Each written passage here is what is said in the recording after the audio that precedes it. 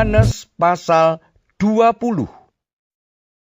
Pada hari pertama minggu itu, pagi-pagi benar ketika hari masih gelap, pergilah Maria Magdalena ke kubur itu, dan ia melihat bahwa batu telah diambil dari kubur. Ia berlari-lari mendapatkan Simon Petrus dan murid yang lain yang dikasihi Yesus, dan berkata kepada mereka, "Tuhan telah diambil orang dari kuburnya, dan kami tidak tahu di mana ia diletakkan." Maka berangkatlah Petrus dan murid yang lain itu ke kubur. Keduanya berlari bersama-sama, tetapi murid yang lain itu berlari lebih cepat daripada Petrus, sehingga lebih dahulu sampai di kubur. Ia menjenguk ke dalam dan melihat kain kapan terletak di tanah. Akan tetapi ia tidak masuk ke dalam. Maka datanglah Simon Petrus juga menyusul dia dan masuk ke dalam kubur itu.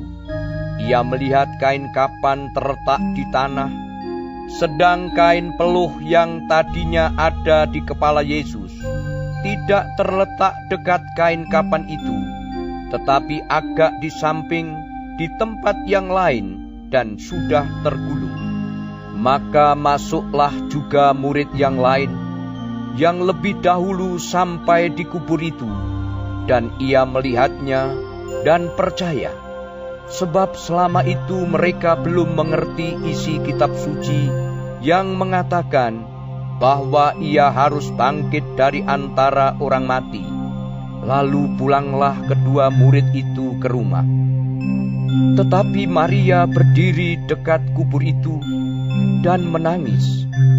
Sambil menangis ia menjenguk ke dalam kubur itu, dan tampaklah olehnya dua orang malaikat berpakaian putih, yang seorang duduk di sebelah kepala dan yang lain di sebelah kaki di tempat mayat Yesus terbaring. Kata malaikat-malaikat itu kepadanya, "Ibu, mengapa engkau menangis?" Jawab Maria kepada mereka, "Tuanku telah diambil orang, dan aku tidak tahu di mana ia diletakkan." Sesudah berkata demikian, ia menoleh ke belakang dan melihat Yesus berdiri di situ. Tetapi ia tidak tahu bahwa itu adalah Yesus. Kata Yesus kepadanya, "Ibu, mengapa engkau menangis? Siapakah yang engkau cari?" Maria menyangka orang itu adalah penunggu taman, lalu berkata kepadanya, "Tuan, jikalau Tuan yang mengambil dia, katakanlah kepadaku di mana Tuan meletakkan dia, supaya aku dapat mengambilnya." Kata Yesus kepadanya, "Maria." Maria berpaling dan berkata kepadanya dalam bahasa Ibrani, "Rabuni," artinya guru. Kata Yesus kepadanya, "Janganlah engkau memegang aku, sebab aku belum pergi kepada Bapa, tetapi pergilah kepada saudara-saudaraku dan katakanlah kepada mereka bahwa sekarang aku akan pergi kepada Bapakku dan Bapamu, kepada Allahku dan Allahmu." Maria Magdalena pergi dan berkata kepada murid-murid, "Aku telah melihat Tuhan." dan juga bahwa Dia yang mengatakan hal-hal itu kepadanya.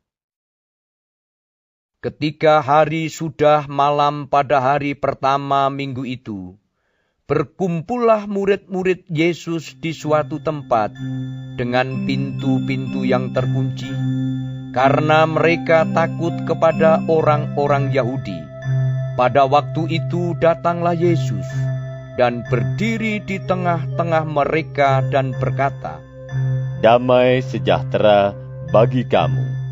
Dan sesudah berkata demikian, ia menunjukkan tangannya dan lambungnya kepada mereka. Murid-murid itu bersuka cita ketika mereka melihat Tuhan. Maka kata Yesus sekali lagi, "Damai sejahtera bagi kamu. Sama seperti Bapa mengutus aku, demikian juga sekarang aku mengutus kamu." Dan sesudah berkata demikian, ia mengembusi mereka dan berkata, "Terimalah Roh Kudus. Jikalau kamu mengampuni dosa orang, dosanya diampuni. Dan jikalau kamu menyatakan dosa orang tetap ada, dosanya tetap ada." Tetapi Thomas, seorang dari ke-12 murid itu, yang disebut Didimus, tidak ada bersama-sama mereka ketika Yesus datang ke situ. Maka kata murid-murid yang lain itu kepadanya, "Kami telah melihat Tuhan." Tetapi Thomas berkata kepada mereka, "Sebelum aku melihat bekas paku pada tangannya, dan sebelum aku mencucukkan jariku ke dalam bekas paku itu, dan mencucukkan tanganku ke dalam lambungnya, sekali-kali aku tidak akan percaya." 8 hari kemudian, murid-murid Yesus berada kembali dalam rumah itu, dan Thomas bersama-sama dengan mereka. Sementara pintu-pintu terkunci, Yesus datang, dan ia berdiri di tengah-tengah mereka dan berkata, "Damai sejahtera bagi kamu." Kemudian ia berkata kepada Thomas, "Taruhlah jarimu di sini, dan lihatlah tanganku. Ulurkanlah tanganmu dan cucukkan ke dalam lambungku, dan jangan engkau tidak percaya lagi, melainkan percayalah." Thomas menjawab dia, "Ya Tuhanku dan Allahku." Kata Yesus kepadanya, "Karena engkau telah melihat aku, maka engkau percaya. Berbahagialah mereka yang tidak melihat, namun percaya." Memang masih banyak tanda lain yang dibuat Yesus di depan mata murid-muridnya, yang tidak tercatat dalam kitab ini, tetapi semua yang tercantum di sini telah dicatat, supaya kamu percaya bahwa Yesuslah Mesias, Anak Allah, dan supaya kamu oleh imanmu memperoleh hidup dalam nama-Nya.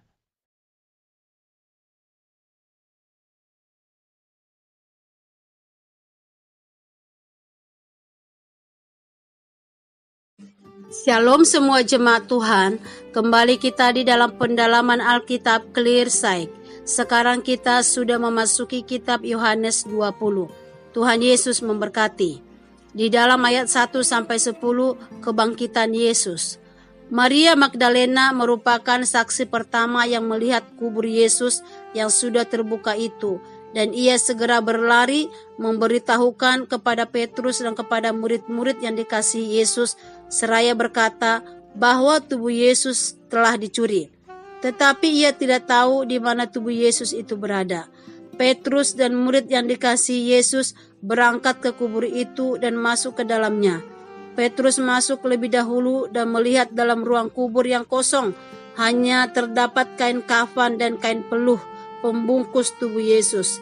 Namun murid yang dikasihi Yesus kemudian masuk dan menyaksikan kejadian tersebut, dan respon murid setelah melihat itu adalah percaya. Mereka percaya bahwa Yesus sudah bangkit. Kristus sungguh bangkit. Ia tidak dicuri orang. Kebangkitannya benar-benar terjadi. Syukur atas kebangkitan Tuhan Yesus, sehingga iman percaya kita tidaklah sia-sia. Di dalam ayat 11-18, Yesus menampakkan diri kepada Maria Magdalena. Maria yang masih tertinggal di kubur kosong begitu dikuasai kesedihan karena kehilangan Tuhannya. Dalam kesedihannya membutakan mata hatinya sehingga tidak mampu mengenali bahwa orang yang bertanya kepada dia adalah malaikat. Tak heran ketika Maria melihat Yesus, ia mengira bahwa Yesus adalah penjaga taman. Maria terfokus pada dugaan bahwa jasad Tuhan Yesus dicuri. Namun duka berganti suka ketika Maria mendengar Yesus memanggil namanya. Maria Magdalena adalah saksi pertama sekali melihat kebangkitan Yesus, dan Maria segera pergi dan memberitahu para murid mengenai apa yang dia lihat dan dengar. Maria telah menjadi saksi Kristus. Tugas kita adalah menjadi saksi kebangkitan Kristus dengan kata-kata dan melalui hidup kita yang sudah diubahkannya. Di dalam ayat 20-31, Yesus menampakkan diri kepada murid-muridnya. Bagi Thomas, iman harus dapat dipegang dengan tangan, dilihat oleh mata, dirasakan dengan panca indera, rasional, dan bisa dimengerti oleh akal. Tetapi sebenarnya iman berada di atas akal, walaupun tidak bertentangan dengan akal. Percaya kepada sesuatu yang bisa dilihat, dipegang, dirasa, sebenarnya sulit sekali untuk dinamakan percaya. Oleh sebab itu, firman Tuhan mengatakan, "Karena engkau telah melihat aku, maka engkau percaya. Berbahagialah mereka yang tidak melihat namun percaya. Berbahagialah kita yang tidak melihat, namun mendengar firman dan percaya. Tetapi bagaimana mungkin? Tentu mungkin melalui karya Roh Kudus. Roh Kudus menuntun dan membuka hati kita melalui firman untuk percaya kepada Kristus yang telah bangkit. Karya Roh Kudus dan firman-Nya saat ini seharusnya lebih dari cukup untuk kita mempercayai bahwa Tuhan Yesus hadir dalam hidup kita. Oleh karena kehadirannya itulah kita dapat menghadapi setiap kesulitan yang kita temui serta tetap dapat berdiri dengan teguh di atas gelombang kehidupan. Amin. Tuhan Yesus memberkati.